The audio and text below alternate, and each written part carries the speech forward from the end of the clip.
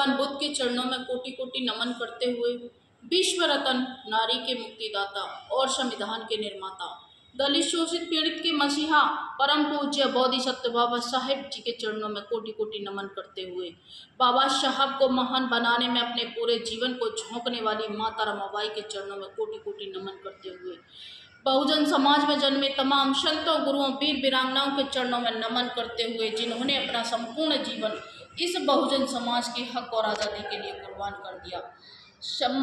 साथियों, संविधान दिवस की आप सभी के लिए बहुत बहुत मंगल कामनाएं देती हूँ।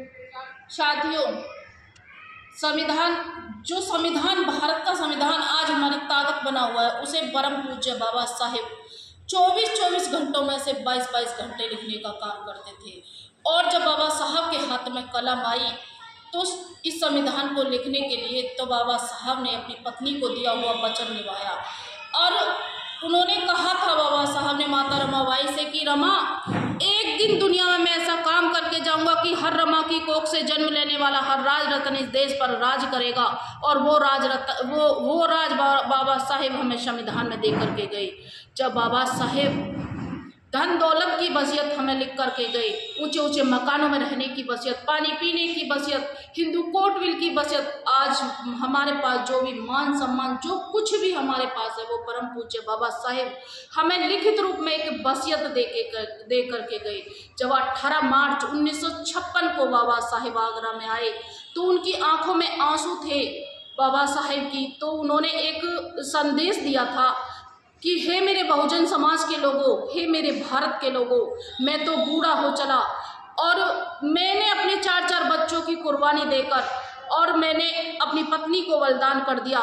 मैंने पूरा अपना जीवन लगा करके यहाँ तक तो मैं लेकर के आया हूँ, तो तुम मेरे कारवा को आगे बढ़ा देना।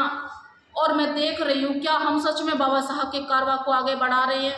बाबा साहब के आरक्षण की वजह से हमें नौकरियाँ मिल गई और नोट आपकी जेब के अंदर आ गए। तो मैं देख रही हूँ कि उस पैसे को जब बाबा साहब का कर चुकाने की बारी आती है तब उस पैसे को गंगा के नाम पर, जागरण के नाम पर, मंदिर के नाम पर उस पैसे को बहा देते और बाबा साहब के कारवा को नहीं बढ़ाते। तो बाबा साहब ने कहा था कि डॉक्टर भीमराव अंबेडकर जी ने कहा था कि शिक्षा वो शेरनी का दूध है जो पिएगा वही धाड़ेगा। और मैं विजयलक्ष्मी बौद्ध ये कहना चाहती हूँ अपने बहुजन समाज के भाई और बहनों से कि संविधान वो किताब है जो जितना इसे पढ़ेगा वो उतना ही सरकार के हलक से अपने हक अधिकारों को छीन कर लाएगा।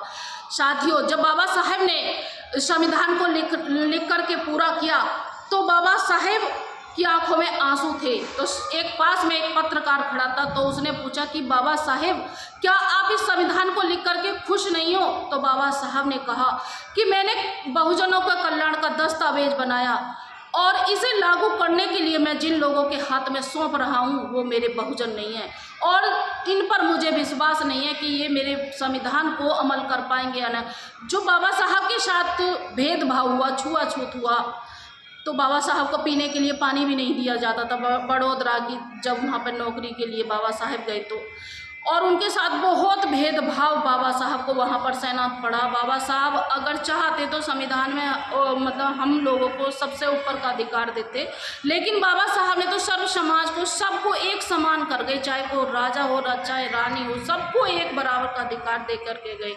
तो मैं कहना चाहती हूँ अपने बहुजन समाज से कि अपने संविधान को इन मनवादियों से बचाओ, अपने संविधान की रक्षा करो और संविधान को पढ़ो। इसी के साथ मैं अपनी वाणी को विराम देती हूँ। जय भीम, जय भारत, जय संविधान, जय मूलवासी। नमो।